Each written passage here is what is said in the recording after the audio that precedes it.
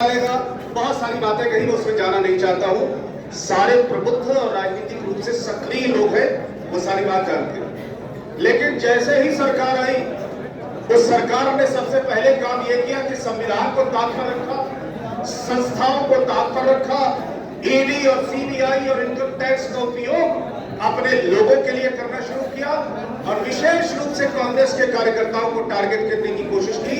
श्रीमती सोनिया गांधी जी बीमार है, ईडी ने लगातार उनको बुलाकर बैठाया। राहुल गांधी जी को 5 दिन तक बार बार ईडी बुलाकर ये कहती रही कि आप खामोश हो जाइए, जो आप आवाज मोदी के खिलाफ उठाते हैं इस आवाज को बंद कर दो, हम सारे केस बंद करते हैं। मगर हमें गर्व है कि जब इस देश के संविधान के पन्नों पर, लोकतंत्र पर, जन अधिकारों पर, जन आंदोलनों पर और जनता के अधिकार पर जब हमला हो रहा था, तो देश में हमें गर्व है कि सिर्फ एक आवाज कन्याकुमारी से और कश्मीर और मुंबई से और मणिपुर तक गए, वो आवाज हमारे नेता राहुल गांधी की है, दूसरी कोई आवाज। 28 में कांग्रेस के नेतृत्व की सरकार इस राज्य के अंदर बनानी है और जिस तरह का वातावरण राजस्थान में दिखाई देता है, वो इस बात की जमानत है कि हम 2/3 बहुमत के साथ 28 में राजस्थान में सरकार बनाने जा रहे हैं। लेकिन 2028 के चुनाव से एक राजनीतिक विमर्श पूरे देश के अंदर खड़ा होगा। 28 के चुनाव के बाद 29 का चुनाव प्रारंभ हो जाएगा और 29 के चुनाव में भी कांग्रेस पार्टी को जितवाना भी है और राहुल गांधी को देश का प्रधानमंत्री भी बनाने का काम आप सब लोगों के सहयोग से करना है। लेकिन जैसा कि हमारे तमाम वरिष्ठ नेताओं ने और वक्ताओं ने यह कहा है कि बगैर संगठन के ये संभव नहीं। संगठन लोगों से बनता है। हमारे अंदर ऊर्जा है, हमारे पास लोग हैं, हमारे पास संघर्ष करने का मादा है, लेकिन वो संघर्ष का रास्ता कैसे हो, किस तरह से हम अपने साथी की, अपने सहयोगी की, अपने नेता की ताकत को बढ़ाने का काम करें। मुझे लगता है कि करौली के जिला कांग्रेस कमेटी के सम्मानित साथियों को थोड़ा विमर्श की भी आवश्यकता है कि आंदोलन और अपनी आवाज को बुलंद करना है, मगर उसके लिए तरीके थोड़ा ठीक तरह से हो, तो मैं समझता हूं कि वो ज्यादा उचित होगा। साथ ही साथ जैसा कि कहा गया, मैं कांग्रेस की छात्र शाखा, जो दुनिया का सबसे बड़ा छात्रों का संगठन है, भारतीय राष्ट्रीय छात्र संगठन, मेरा यह सौभाग्य रहा कि मैं उसका राष्ट्रीय अध्यक्ष भी रहा और दिल्ली विश्वविद्यालय से लेकर जवाहरलाल नेहरू विश्वविद्यालय तक देश के सभी महत्वपूर्ण विश्वविद्यालयों और महाविद्यालयों में कई वर्षों तक चुनाव लड़ाया भी और संघियों को हराकर, चट्टी छाप लोगों को हराकर, यानी भाजपाइयों को हराकर देने का काम किया। सिर्फ खंजर ही नहीं, आंखों में पानी चाहिए। एक खुदा दुश्मन भी हमको खानदानी चाहिए। हम तो आपस में लड़ रहे हैं, मैं दूसरी बात कह रहा हूँ कि सिर्फ खंजर ही नहीं, आंखों में पानी चाहिए। एक खुदा दुश्मन भी हमको खानदानी चाहिए। तुम रखो ये पीले मुफलर और खाकी चड्डियां, हम पुराने हैं, हमें पगड़ी पुरानी चाहिए। तो इस संगठन के निर्माण का काम होगा। इस जिले में कांग्रेस पार्टी ने पिछले विधानसभा के चुनाव में 2 सीटें जितवाई। लोकसभा के चुनाव में धौलपुर से हारते हुए जब हम पहुंचे तो 4 की 4 विधानसभा में इस क्षेत्र की महान जनता के आशीर्वाद से माननीय सांसद जी देश की सबसे बड़ी लोकसभा में पहुंचे। ये आपकी दी हुई ताकत है और आपका सहयोग। साथ ही हमारे 2 और विधायक भी है, इनको आशीर्वाद मिला। हमारी बहन मीना जी कहाँ चली गई, अनिता जी, और एक और हमारी जो प्रभारी थी। हाँ, जब जो है नीचे से ही लोग बात कर रहे थे, तो मुझे खुशी है कि जब नीचे से आवाज लोग कम सुन रहे थे, तो जो ऊपर चढ़कर आवाज बुलंद की, उसका नाम हमारी बहन है, महिला इंदिरा मीना साहिबा। इंदिरा गांधी का नाम इंदिरा था, दूसरी इंदिरा मुझे यही दिख रही है कि मंच पे चढ़ गई और बड़े जोरदार तरीके से उन्होंने अपनी आवाज को बुलंद किया। हमारी एक और विधायिका भी यहाँ मौजूद है, जो कि समाज के कमजोर वर्ग से आती है, लेकिन मजबूत आवाज है। हमारे भाई रमेश मीना साहब भी बड़ी मजबूती के साथ लोगों की आवाज को समय समय पर बुलंद करते रहते हैं। इनके सहयोग और समर्थन की आवश्यकता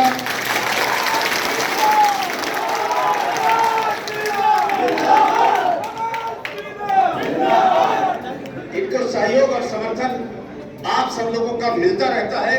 उस समर्थन और सहयोग को थोड़ा और तरीके से अगर ताकत देंगे तो निश्चित रूप से आने वाले समय में ये कांग्रेस पार्टी की आवाज को ज्यादा बेहतर तरीके से बुलंद कर पाएंगे।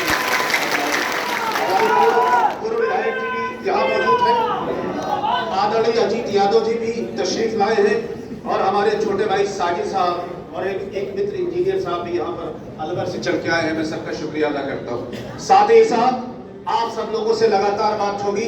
मैंने जैसे पहले घनश्याम भाई माफ कीजिएगा, आपका नाम मैं फ्लो में मिस कर गया, आगे लेता आपका नाम, लेकिन अच्छा हुआ कि अपने याद में दिलाया।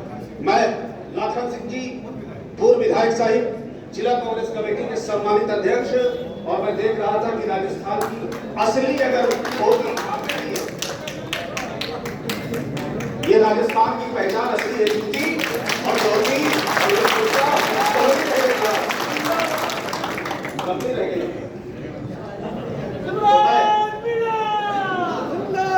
तो मैं आपसे ये अनुरोध करना चाहता हूं, बहुत जबरदस्त तरीके से इस मीटिंग का आयोजन हुआ है।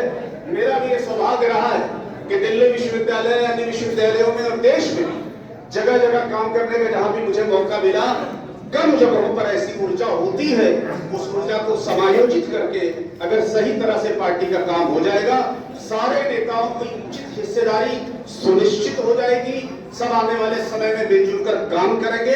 इसका प्रयास पूरी ईमानदारी और शिद्दत के साथ मेरी कोशिश होगी कि नेतृत्व तक मैं पहुंचाने का काम करूं। मैंने पहले भी कहा और आज भी कहता हूं, मेरी जिम्मेदारी है कि एक एक कार्यकर्ता के साथ संपर्क और संवाद बनाने का प्रयास हो। सबको पूरा मौका मिलेगा कि मैं सबसे बातचीत करूं। और मैंने पहले भी कहा था कि खुदा की कसम खा के कहता हूं, जिनकी आस्था भगवान में है उनके लिए भगवान की कसम खाता हूं कि मैं ईमानदारी के साथ जो जमीन की सच्चाई हो, जो आपकी बात होगी, जो आप कहना चाह रहे हो, वही बात लिखकर नेतृत्व को बताने का काम करूंगा। और वही बात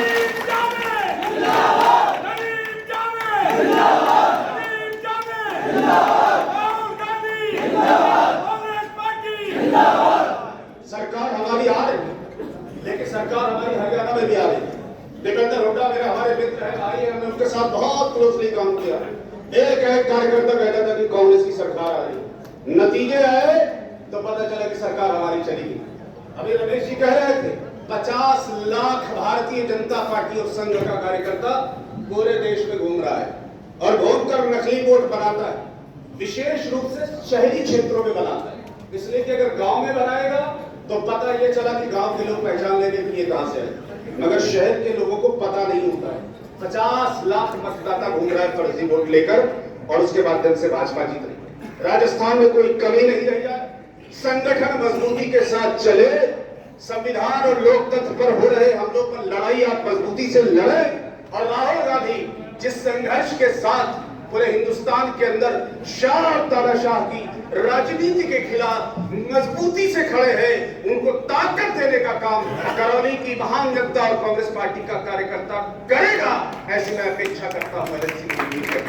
सब लोग अगर सहयोग देने को तैयार है तो मैं हाथ जोड़ के प्रार्थना करना चाहता हूं कि ये सदन संगठन सृजन अभियान का समर्थन करेगा और सारे के सारे नेता, साथी और कार्यकर्ता भी सहयोग करने का काम और सही बात को मुझ तक पहुंचाने का काम करेंगे, ऐसी मैं अपेक्षा करता हूं। सब तैयार है तो जरा हाथ उठा के समर्थन का ऐलान कर दीजिए। सम्मानित मंच और आप सबने हाथ उठाया तो जोरदार ताली के साथ लगातार चर्चा रहेगी। 4 दिन तक हम लोग यहाँ पे रहेंगे। आदरणीय यादव जी की देख रेख में मेरे जैसे साथी को आवश्यकता है कि एक बुजुर्ग भी उसकी देखरेख करे, ऐसे हमारे महत्वपूर्ण आदरणीय यादव जी बहुत ही सम्मानित, बहुत ही वरिष्ठ नेता है, अलवर से चल के आए हैं। सारा जीवन विचार के लिए और राजनीति के लिए इन्होंने पूरी तरह से समर्पित किया है। मैं विशेष रूप से आपका आभार प्रकट करता हूं। सम्मानित मंच पे